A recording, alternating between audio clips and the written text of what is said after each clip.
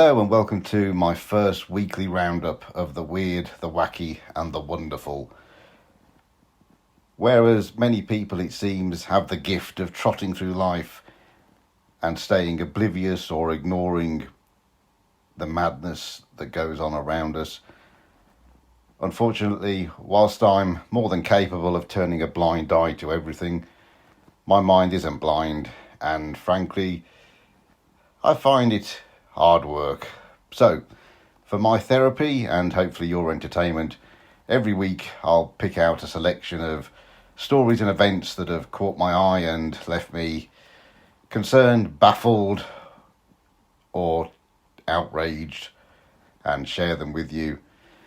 I'll give you my thoughts, and then you'll get the chance to vote for the one you think should get, hopefully, what will become a prestigious What in the Name of Sanity award.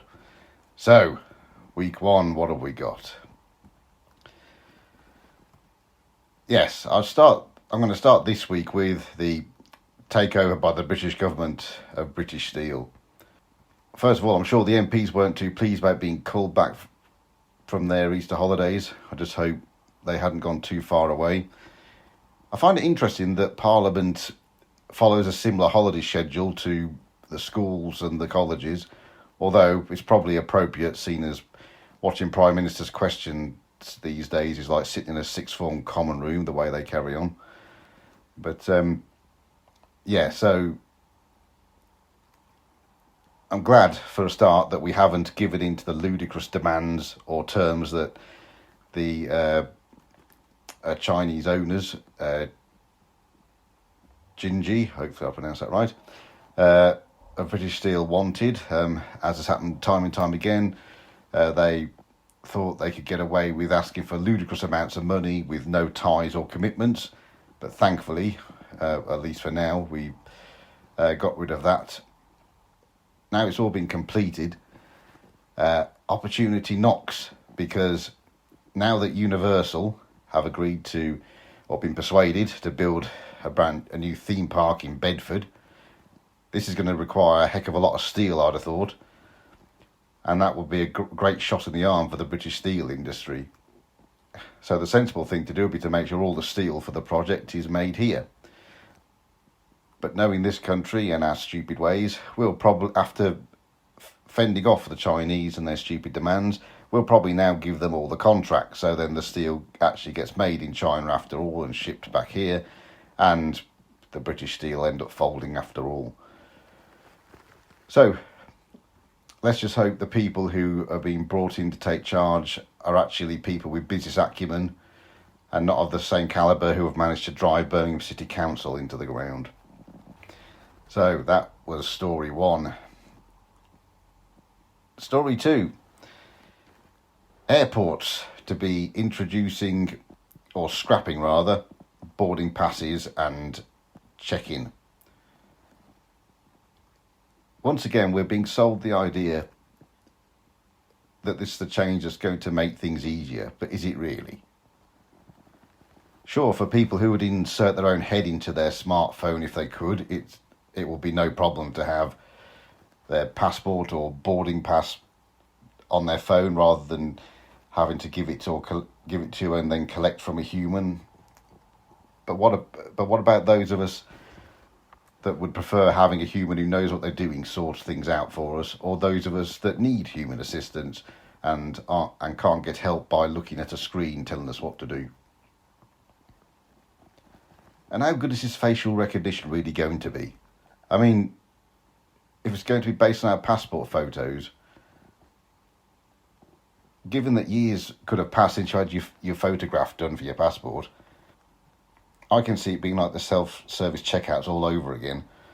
5 minutes being made to look stupid by a machine and then being told to wait for assistance from an old-fashioned human. I mean, what if, as a man, you turn up with a bit more stubble on your face than you had when your passport photo was done? Or if you've got a bruise or black eye for any reason? Is that going to be game over? And then if you do manage to get out of the country, okay, what if your face gets sunburnt on holiday? We have to wait till the colour of your face returns to normal before you can come home? you can just see it. Social media will be awash with videos of poor airline employees being surrounded by a mob of angry passengers, and then the airline staff will be the next ones putting their names down on the list of unemployed people. Mind you, I bet the passport office is thrilled thinking about the extra income, because think how often people are going to have to renew their passport on this basis. I mean, growing or getting rid of a beard or having an eyelash extension for holiday is going to suddenly become a lot more expensive. So we'll wait and see how that latest brainwave turns out. And what was next? Oh yes, this really got me got me thinking. Watch out, parents. This is one of the reasons that the idea of being a parent in the modern world really does scare the hell out of me. It seems that if you are brave enough to confiscate a mobile phone or tablet from your offspring, they can't just threaten to call Childline anymore, but they can also threaten to call the police. Now, I will stress there are some things about this story which that are unclear, such as who the man was who actually reported the theft. But the point still remains that if a parent can be arrested over this at all, then that has to be a great worry. This was where a mother was arrested for robbing or for theft of iPads from her children when she confiscated them off them, apparently to get them to do their homework. And then they were tracked to where the mother was, and then she had to verify that she had paid for them and they were owned by her, not the children, before she was released. I mean, considering the phones and tablets are paid for by the parents, I would say the kids need putting in their place. The trouble is, though, it seems that parents are scared of their kids these days, because you see and hear kids that are barely old enough to talk, or barely able to talk, and they literally bully or seem to bully their parents into do what they want them to do, and it's just really, really funny in a way, but it's also scary more than funny. So, parents, on this basis, I'd certainly think twice before spending hundreds of pounds on tech for your kids. And if you do, for God's sake, just make sure you have proof that it actually belongs to you when you pay the bill, not them, even though it's them that have their faces glued to it all the time. So, there we go. That's the 3 stories I picked out for this week.